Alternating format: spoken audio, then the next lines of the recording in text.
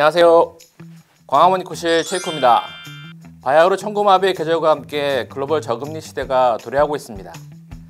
미국 연준은 올해만 벌써 2차례나 금리를 내렸고 일본 중앙은행은 마이너스 0.1%의 금리를 유지하고 있는데요.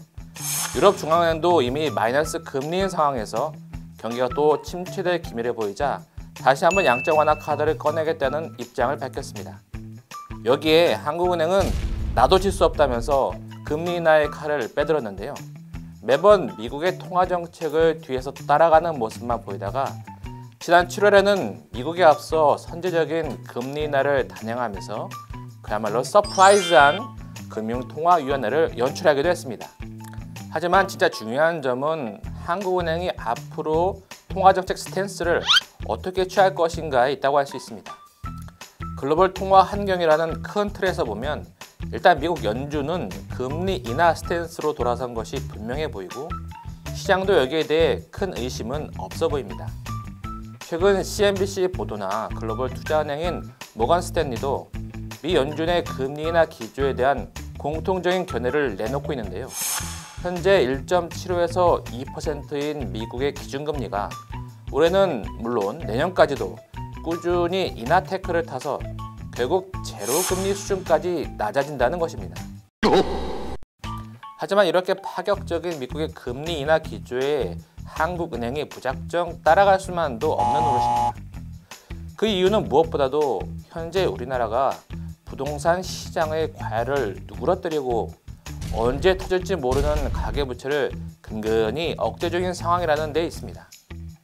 이것을 무시하고 자칫 금리 인하를 단행했다가 부동산 시장에 잘못된 시그널을 줄 수 있고요. 대출 수요를 자극해 이미 1,550조 원을 훌쩍 넘긴 가계부채의 불안을 다시 증폭시킬 수 있습니다.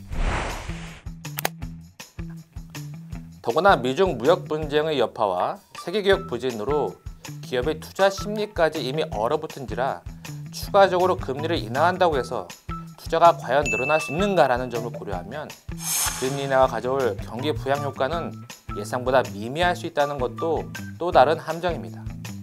오히려 금리 인하의 불똥이 엉뚱한 곳으로 튈 수 있는데요.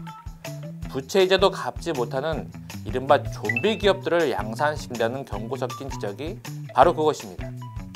사실 저금리만 아니었다면 일찌감치 정리되었을 이 좀비 기업들이 넘쳐나는 유동성과 저금리 환경의 혜택으로 연명을 하고 있는 것이 현실입니다. 문제가 이뿐만이 아니라는 것이 또 문제인데요. 저금리 상황에서 기준금리가 추가적으로 인하되면 기본적으로 대출을 통해 돈을 버는 은행의 수익성은 어떻게 될까요? 당연히 떨어지게 됩니다. 특히 보험사는 금리를 지속적으로 인하하게 되면 투자 수익률 하락으로 역마진 등 커다란 손실이 발생할 수 있습니다. 이러한 은행, 보험사들의 손실은 금융권 전체의 불안과 위험으로 전이될 수 있습니다. 이런 부작용들이 뻔히 보이는데 기준금리 인하를 무턱대고 추진했다가는 향후 정말 금리 인하가 필요한 때 한국은행의 정책 대응 여력까지 떨어뜨릴 수 있다는 우려 섞인 지적들이 나오고 있습니다. 글로벌 경제 대국인 미국조차 현재 우리나라보다 높은 기준금리를 차차 내려서 제로금리까지 갈 수 있다는 시그널이 포착된 상황이고요. 여기에 2% 중반도 못 되는 저조한 잠재 성장률과 0%를 넘어 이제 디플레이션 우려까지 나오는 저물가, 그리고 부진한 수출과 투자로 이미 경기 수축 국면에 진입한 한국 경제를 고려한다면 말이죠. LG경제연구원은 최근 올해 성장률을 2.3%에서 2.0%로 하향 조정했고 내년 성장률은 그보다 더 낮은 1.8%로 전망했습니다. 쉽게 말해서 올해도 안 좋은데 내년 한국 경제는 올해보다 더 나빠질 것이라는 전망입니다. 쾌청한 요즘 날씨와 달리 너무나 우울한 전망인데요. 만약 LG경제연구원의 전망대로 내년 한국 경제가 올해보다 더 나빠진다면, 그리고 미국을 비롯한 각국 중앙은행의 금리 인하 기조가 쭉 지속된다면 한국은행도 기준금리가 0%대로 낮아진다는 것도 결코 불가능한 시나리오는 아닐 것입니다.